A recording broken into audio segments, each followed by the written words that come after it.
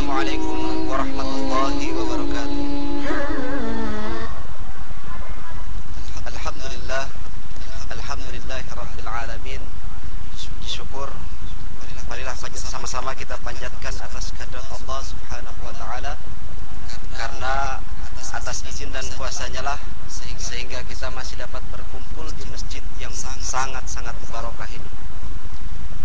Salawat dan salam semoga tetap tercurah kepada junjungan kita Nabi besar Muhammad sallallahu alaihi wasallam, Nabi akhirul zaman, yang membawa kita dari alam jahiliyah sehingga menuju alam yang penuh dengan cahaya islami seperti sekarang ini.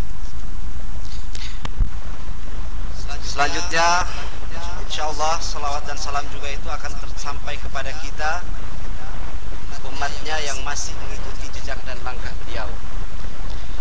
Hadirin yang dirahmati oleh Allah, sebelumnya saya mengucapkan terima kasih kepada Amirul Masjid yang telah memberikan kesempatan kepada kami, yang tadi katanya ceramah atau tausiah, tapi saya ingin mengatakan bahwa saya tidak ingin ceramah malam ini, karena saya yakin di depan saya ini adalah orang-orang yang berilmu daripada saya, lebih banyak dari ilmu daripada saya, sehingga tidak pantas saya menceramahi orang-orang yang memiliki ilmu lebih tinggi dari saya. Kemudian saya juga tidak sedang ingin menggurui, karena di depan saya banyak guru-guru saya juga, sehingga malam ini saya bisa katakan bahwa saya hanya ingin berbagi apa yang bisa saya ketahui, dan insya Allah sama-sama kita bisa mengamalkannya. Amin ya rabbal alamin. Bapak Ibu sekalian yang dirahmati Allah Subhanahu wa taala, saya mengutip hadis dari Bukhari Muslim bahwa di akhir zaman nanti, di hari kiamat nanti, itu di padang mahsyar tentu panasnya minta ampun. Karena kalau kita di dunia saja, panas yang jutaan kilometer matahari itu terasa sangat panas dan sangat membuat kita berkeringat, apalagi di akhirat nanti, di yaumul mahsyar, itu matahari tinggal sangat dekat. Oleh karena itu riwayat mengatakan bahwa padang mahsyar nanti itu keringat kita itu tergantung amalan kita. Ada yang sampai di dengkul, ada yang sampai di bahu, bahkan ada yang sudah di atas kepala.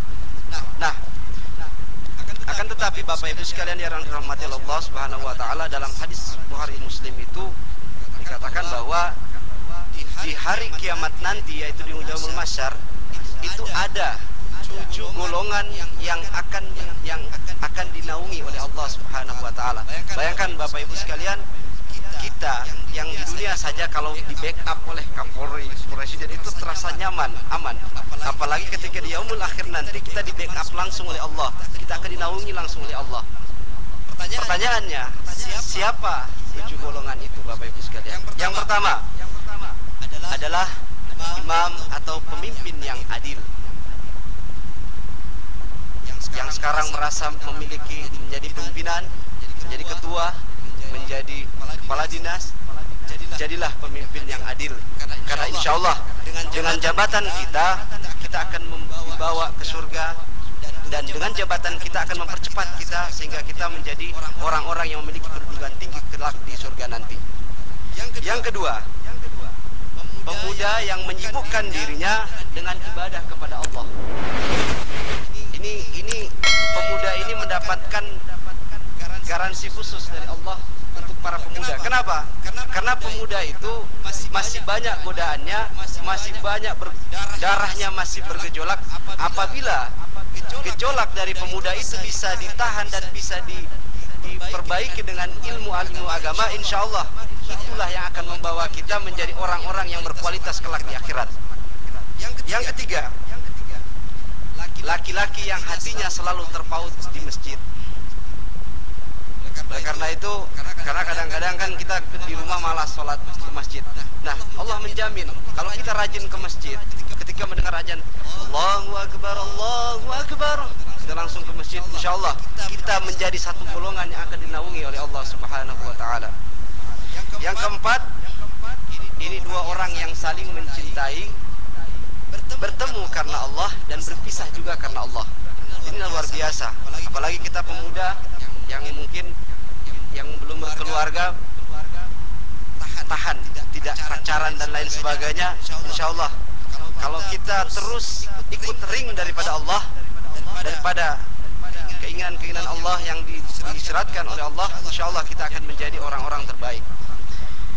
Yang kelima, seorang laki-laki yang diajak berbuat zina atau bermaksiat oleh seorang wanita yang kaya dan berkedudukan tinggi atau bangsawan. Pertanyaannya, logika saja Pak, ketika kita merasa bahwa kita laki-laki biasa diajak bermaksiat oleh seorang putri ataupun seorang bangsawan, itu gelorannya makin luar biasa. Akan tetapi ketika kita menjadi seorang pemuda yang mampu menahan hawa nafsu tersebut, insya Allah kita juga termasuk dalam 7 golongan ini. Selanjutnya, keenam, orang yang berzikir di dalam keadaan sepi dan sampai meneteskan air mata. Tidak gampang Bapak Ibu sekalian. Kalau kita zikir rame-rame mungkin bisa saja menangis. Tapi ingat, ketika kita berzikir kepada Allah dalam keadaan sendiri, itu hanya Allah dan kita yang tahu. Allah yang tahu hati kita. Ketika kita meneteskan karena benar-benar merasa bersalah kepada Allah, merasa hina di hadapan Allah, merasa berdosa di hadapan Allah, insya Allah air mata kita lah yang akan menyelamatkan kita di akhirat kelak. Yang terakhir, orang yang bersedekah tangan kanan tapi tidak diketahui oleh tangan kiri. Artinya ketika bersedekah secara sembunyi-sembunyi, insya Allah. Kenapa Bapak Ibu sekalian? Apalagi ini di bulan Ramadan, sedekah kita akan menjadi amal jariah buat kita. Jadi luar biasa, perlipatan pahalanya luar biasa. Sehingga banyak-banyak, ayo kita sama-sama banyak bersedekah. Insya Allah tinggal beberapa hari kita banyak-banyak memberikan makan, karena puasa, ketika kita memberikan makan berbuka puasa orang yang berpuasa, insya Allah pahala puasanya akan sama, akan bisa kita dapatkan ketika kita memberikan makan kepada mereka. Jadi bukan hanya itu, banyak-banyak bersedekah jariah, karena itu kelak akan menjadi tabungan kita di akhirat nanti. Amin amin ya rabbal alamin. Itulah ketujuh daripada golongan itu, dan insya Allah saya berharap dengan sharing saya ini bisa menggugah ataupun menjadi barometer daripada kita semua, kita masuk di golongan mana. Dan insya Allah para pemuda, ayo sama-sama kita bergerak terus meningkatkan kualitas iman kita, karena kita menjadi salah satu golongan dari itu. Kemudian laki-laki, ayo sama-sama kita terus terpaut hati kita ke masjid, terus kita tekan hawa nafsu kita. Dan bagi para pemimpin, ayo sama-sama kita kuatkan agama kita, jadilah pemimpin adil. Insya Allah kita akan menjadi golongan tertinggi di akhirat nanti. Amin amin ya rabbal alamin. Saya rasa tidak terlalu banyak saya memberikan tausiah, karena juga kita masuk waktu sholat tarawih dan witir. Insya Allah apa yang saya sampaikan ini dapat bermanfaat. Wabillahi taufiq wal hidayah. Wassalamualaikum warahmatullahi wabarakatuh.